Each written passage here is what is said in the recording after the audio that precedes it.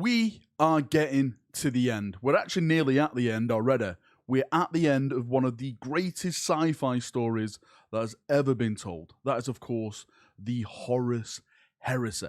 But I think we've got one big twist left. One ginormous twist that will leave everyone shocked.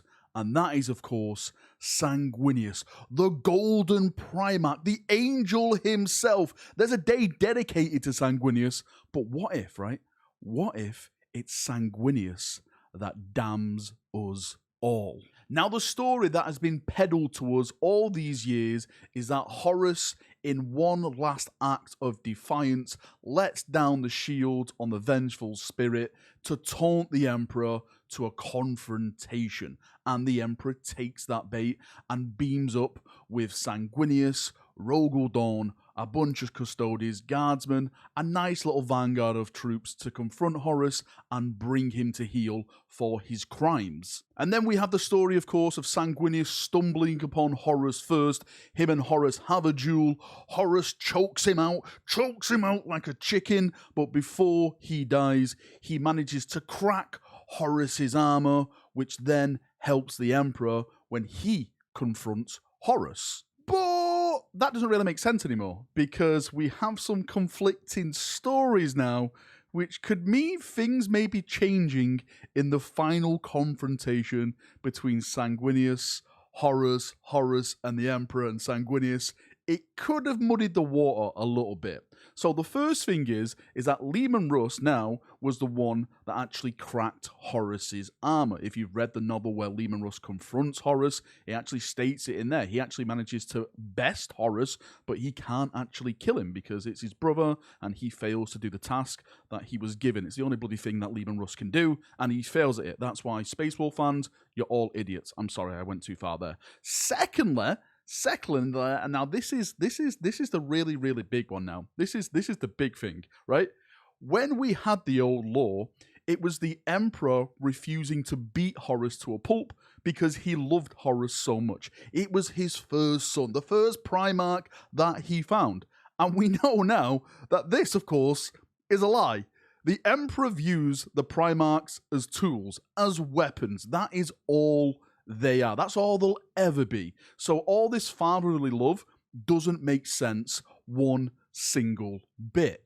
Now, before you start raging in the comment section, maybe Sanguinius is the one to put the crack in the armor. Maybe Horus had the crack repaired when he had his battle with Leman Russ, and this is the proper crack that actually happens in his armor to help the Emperor. But the point still stands. Why is the Emperor taking so long to mind explode Horus? That doesn't make sense one bit. Now, this is where it goes very dark. We are going down the rabbit hole here now in theory time, because I personally think there's going to be one big, gigantic twist when it comes to the end of the Siege of Terra. I don't think it's Horus that destroys or puts the Emperor on the Golden Throne, leaves him in a state of deathless state, let's say. I think it's going to be Sanguinius.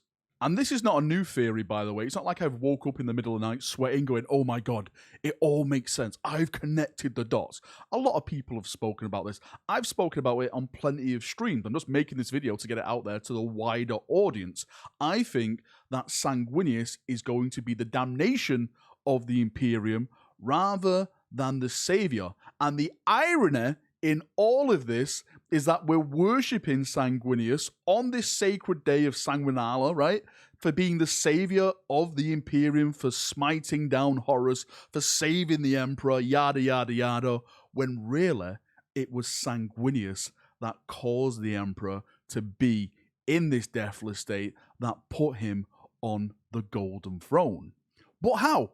But how, Valrak? How is all this going to happen? Of course, that is the golden goose of a question. Now, I personally think that Horus and Sanguinius are going to have an epic battle, and what's going to happen is that Sanguinius is going to give in to the first, the red first. That is what's going to be unleashed within him. It's going to consume him and take over him. It's basically got to kill Sanguinius in a state of like it's not Sanguinius anymore. It's someone else. It's this new monster that has overtaken the Golden Boy Primarch.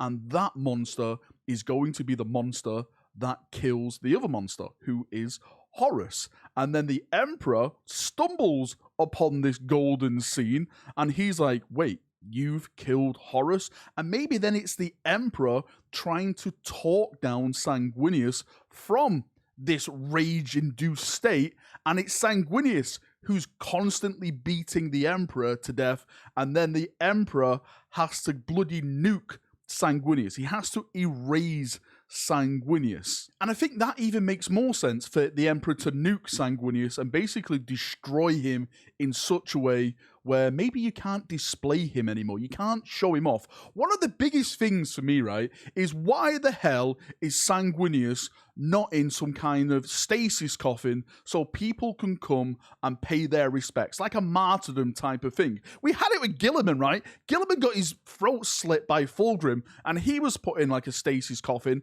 and people could go and see him and everything like that, and he never had a day named after him. Guilliman was nothing. Sanguinius is literally like the Imperium's angel, and you're telling me we can't even go and see him? He's buried deep underneath the sands of Baal, right on that planet, under the chapter monastery, if I'm not mistaken, where no one is allowed to go except for like the Blood Angels and the higher-ups and stuff like that. Why? Blood Angel players, tell me why we're not allowed to go and see Sanguinius. I'll tell you why, right? Because you're hiding some dirty little secrets. And then this goes into the theory, right? Hang on a minute, because we are down this rabbit hole right now.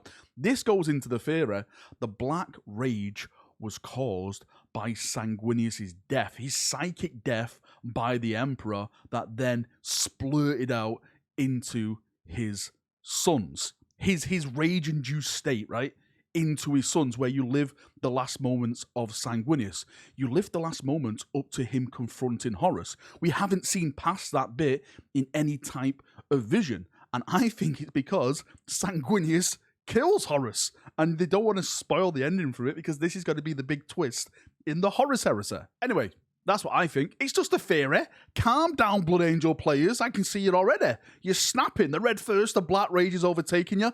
It's just a theory. It's probably not going to happen. Like 99.9%, Sanguinius is going to fight Horus, and Horus is going to dunk him like he is Michael Jordan. That's what's going to happen, right? And then the Emperor comes along, and then the Emperor fights Horus, and then all the pew-pew psychic stuff. That's what's probably going to happen. But how cool would it be, right, if it was Sanguinius, this golden savior that we all love, that we all adore? The irony, right? The absolute irony of having a day dedicated to this Primarch as the savior, when really this was the Primarch that absolutely damned the Imperium to oblivion.